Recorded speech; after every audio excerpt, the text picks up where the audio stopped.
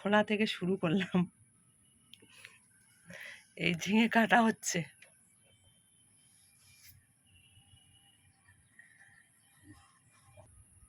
নমস্কার বন্ধুরা, সবাই কেমন আছেন?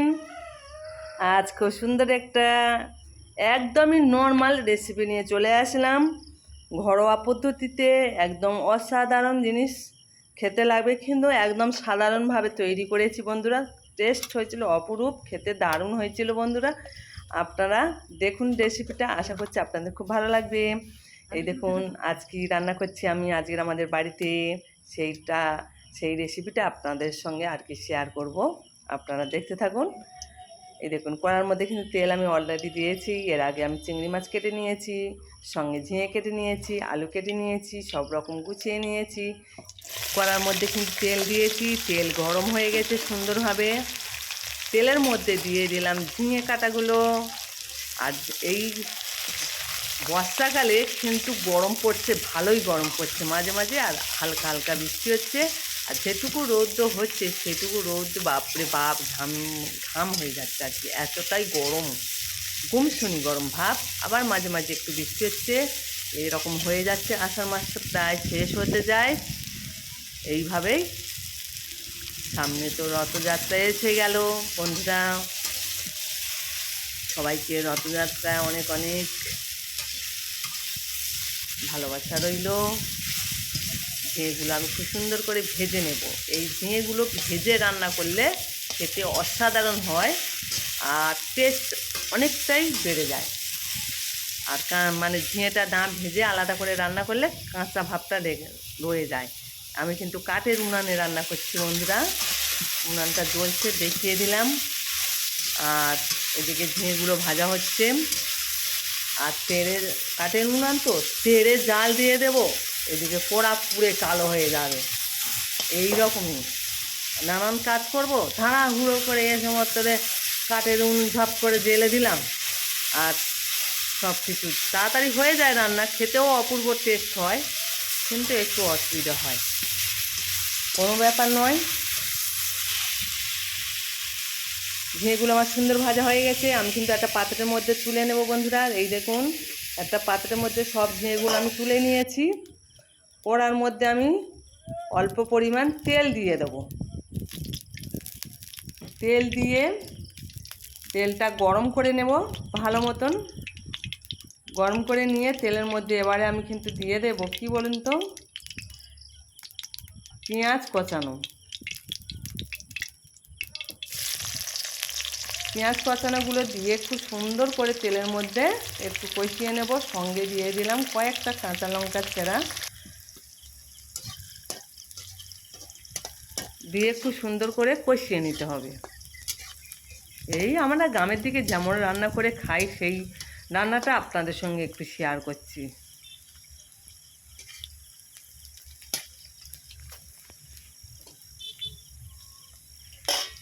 খুব সুন্দর করে কষিয়ে নিয়েছি। এই দেখুন বন্ধুরা,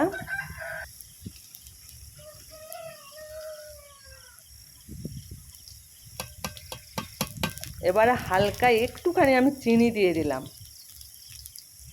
অল্প পরিমাণ, খুব অল্প পরিমাণ। এটা পার্সোনাল ব্যাপার, আপনারা না দিতে পারেন, তবে এটা দিলে একটু কালারটা সুন্দর আসে।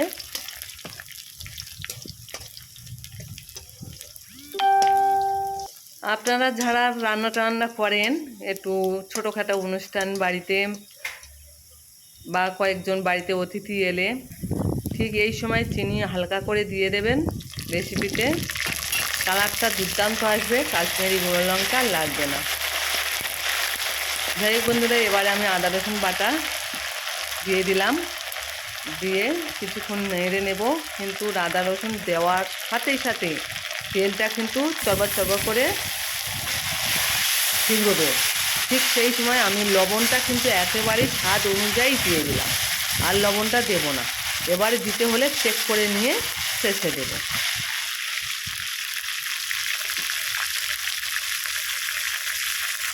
এবার আমি দিয়ে দেব তরকারি কালারের জন্য হলুদের গুঁড়ো, আর ঝালের জন্য লঙ্কার গুঁড়ো দিয়ে দিলাম স্বাদের জন্য লবণ আমি অলরেডি দিয়েছি। খুব সুন্দর করে এবারে কষিয়ে নেব। চিংড়ি মাছ এবার আমি দিয়ে দিলাম। বন্ধুরা, আপনারা চাইলে চিংড়ি মাছটা প্রথমে ভেজে নিলাম, ওই সময়ে আপনারা চিংড়ি মাছটা ভেজে তুলে নিতে পারেন, কিন্তু আমি একেবারে শর্ট কাজে দিয়ে দিলাম। দিয়ে ভালো করে চিংড়ি মাছটা কষিয়ে কষিয়ে সুন্দর করে ভেজে নেব।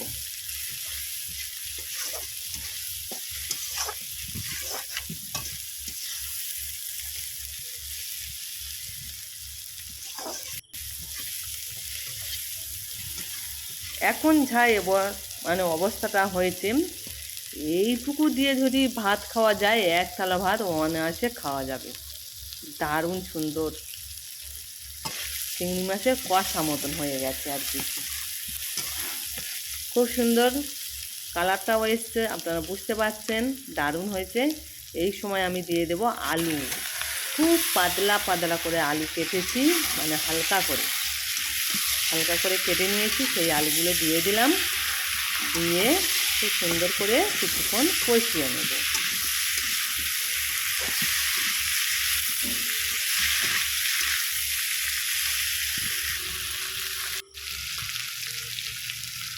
খুব সুন্দর করে কিছুক্ষণ কষিয়ে নিয়েছি। আলুটা সিদ্ধ হয়ে গেছে, প্রত্যেকটা আলু সিদ্ধ হয়ে গেছে। সেই টাইমে আমি দিয়ে দিলাম সেই ঝিঙে ভাজাগুলো।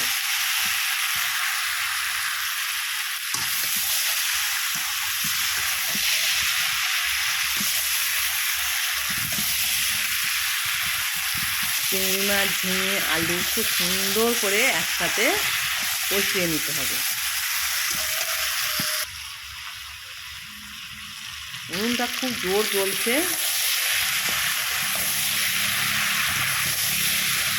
আগে বাগান করতাম, সেই বাগানের বাঁশ দিয়েছি, জোরে খুব জ্বলছে উনুনটা। আর আমি এইদিকে কষিয়ে কষিয়ে তরকারিটা মানে সবজিটা খুব সুন্দর করে ভেজে নিচ্ছি আর কি। এবারে দিয়ে দিলাম জিরে আর মৌরি আর ধনে একসাথে গুঁড়ো করা ছিল, সেই 1 চামচ দিয়ে দিলাম।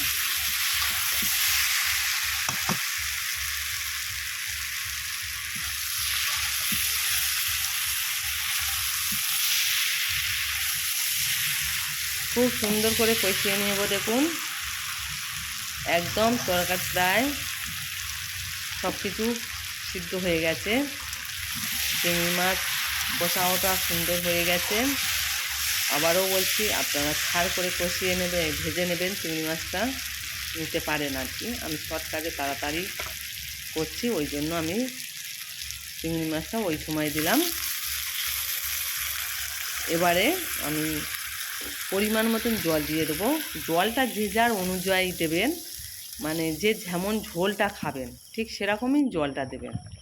আমাদের বাড়ি থেকে একটু ঝোলটাই খাবো, ওই জন্য একটু জলটা বেশি দিয়েছি। আপনারা আরও জলটা কমিয়ে দিতে পারেন, গায়ে গায়ে রেসিপিটা তৈরি করতে পারেন, তাতেও সুন্দর হবে। আর এই একটু জল বেশি দিয়েছি, এর টেস্টটাও আলাদা হবে। অল্প করে জল দিয়ে ডিশ ঢাকা দিয়ে দিলে সেটাও আলাদা টেস্ট হবে।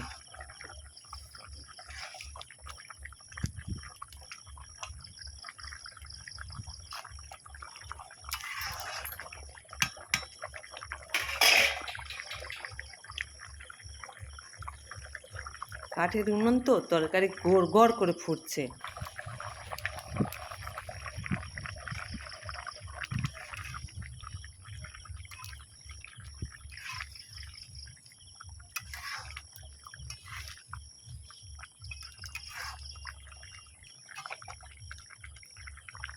আমি এরকম মাখা মাখা রাখবো, আর বেশি ঝোলটা কমাবো না।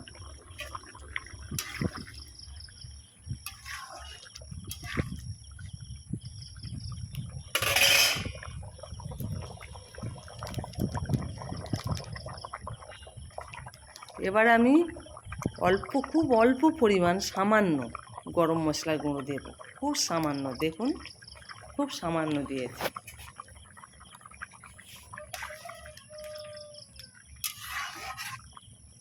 যেহেতু নোনা চিংড়ি, ওই জন্য একটু গরম মশলা দিলাম।